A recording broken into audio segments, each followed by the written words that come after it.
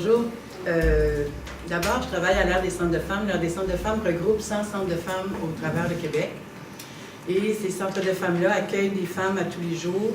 Et quand je vous parle de l'Aire et des centres, je vous parle de tout ce monde-là ensemble. Alors, je ne veux pas simplement vous parler des travailleuses dans les centres ou des travailleuses à la permanence de l'Aire, mais aussi des femmes qui composent les centres de femmes.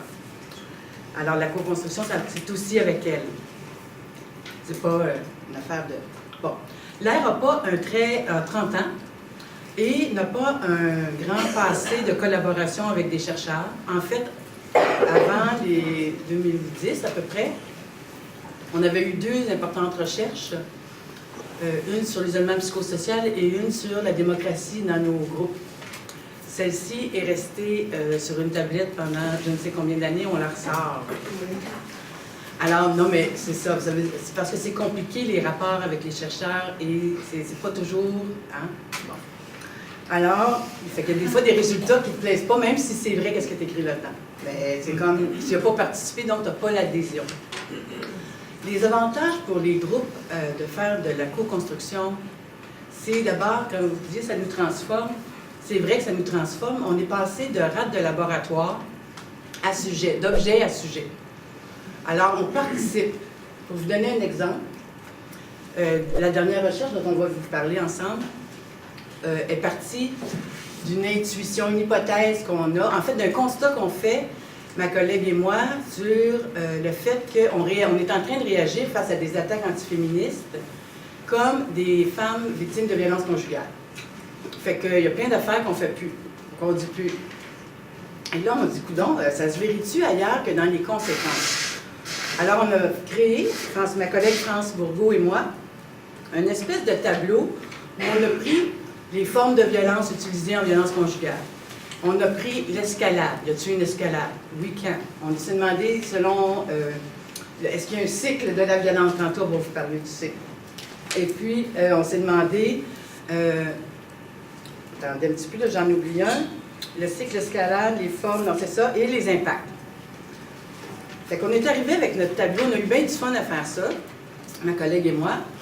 Puis on est arrivé avec notre tableau au chercheur Francis Dupuy-Derry, qui est assis en arrière, et on lui a demandé, ça t'intéresse-tu de travailler là-dessus avec nous autres? Et on s'est joint, Mélissa s'est joint à nous dans la même semaine, je pense. Alors on a, ce qu'on voulait faire, c'était vérifier auprès de d'autres femmes du mouvement des femmes si elles percevaient les choses comme nous, si l'hypothèse était crédible pour elles. Alors voilà, c'est comme ça, fait qu'on part de notre idée, de notre hypothèse, et en fait c'est un besoin. Les besoins qu'on a, tantôt vous parliez de besoins, Mme Lévesque, on n'est pas que besoin, on a une mission, on a un plan d'action. Fait que c'est sûr qu'il faut partir, selon nous, les avantages, c'est d'abord d'avoir les mêmes intérêts, mais il y a des intérêts qu'on aura qui ne seront pas les mêmes que les chercheurs. T'sais, moi, je n'ai pas un intérêt à ce que le chercheur publie dans une revue scientifique en France. Je veux dire, ça ne fait absolument rien pour mon regroupement. C'est pas, mais je sais que le chercheur, lui, c'est un intérêt et un besoin. Mais quels sont nos objectifs et nos intérêts communs? Fait que je vais vous laisser là-dessus. Pour le moment, je passe le micro à Mélissa. Moi, pour ma part, je vais insister sur ces idées de cet idéal de pratique horizontale, de démocratie horizontale. Et c'est justement s'il y a quelque chose qu'on a en commun, les féministes, qu'elles soient du milieu universitaire ou du milieu communautaire, du milieu associatif, c'est ça, c'est cette idée qu'on tend vers un idéal égalitaire entre nous et un idéal de démocratie toujours plus horizontal. Et là, l'avantage de travailler justement avec des groupes, avec des partenaires et en partenariat, c'est que, sans prétendre non plus qu'il n'y a pas de hiérarchie interne, n'est-ce pas dire, mais justement, elles ont des pratiques qui tendent vers l'horizontalité beaucoup plus que nous dans le milieu universitaire. Et justement, elles sont vigilantes, je trouve, beaucoup plus que nous par ailleurs, par rapport à ces dynamiques de pouvoir qui se perpétuent dans le milieu universitaire. Évidemment, notre milieu, pour illustrer, là, comme quoi l'université, c'est très hiérarchique, moi, je suis subordonnée à une professeure qui, elle, va être subordonnée à un rectorat. Donc voilà, c'est grosso modo la hiérarchie universitaire. Et ça m'a amené, moi, à avoir justement des avantages très concrets. Et ce que je veux dire très concrètement par ces pratiques qui tendent vers l'horizontalité, c'est ce souci de travailler dans la reconnaissance. Ça a été dit, je le redis. De travailler dans la reconnaissance mutuelle de nos expertises, mais aussi de nos expériences, de chacune.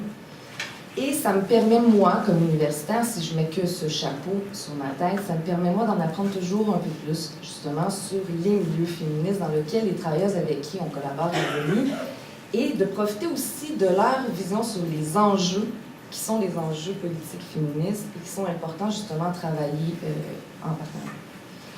Et c'est toujours plus stimulant de travailler dans ces dynamiques où nos expertises sont considérées quand on est chercheuse étudiante.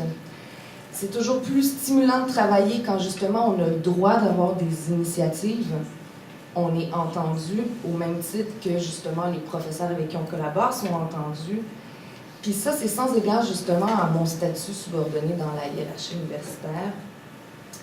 Et ce qui m'a amené, moi, par exemple, d'avoir justement le privilège de pouvoir aller présenter des travaux un peu partout, au Québec, en France, etc. Et aussi, et là je vais faire une petite parenthèse qui est justement un petit peu plus propre à mon statut d'étudiante, c'est aussi de voir que cette reconnaissance mutuelle ou cette idée de partage et d'horizontalité, c'est aussi de voir que souvent on nous demande, nous comme étudiantes, de mettre nos noms à la toute fin ou du moins de ne pas faire apparaître nos noms dans les rapports de recherche.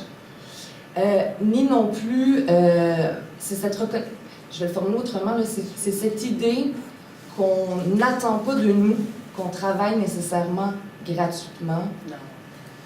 Et ça, c'est des pratiques dans le milieu universitaire qui perdurent, où justement, on te fait miroiter que tu as la chance, toi, de travailler comme étudiante sur un rapport de recherche ou dans une recherche, et que ça, c'est pas partagé, c'est-à-dire qu'on vient pas voir et mettre en valeur nos expériences à nous. Et justement, ce qui est super intéressant, c'est que même si on va en faire du travail gratuit, on le veut, et c'est pas exigé nécessairement dans la démarche. Et ça, c'est important parce que justement, c'est une des revendications aussi que va dénoncer le syndicat étudiant de ce travail gratuit, donc j'en profite pour le souligner.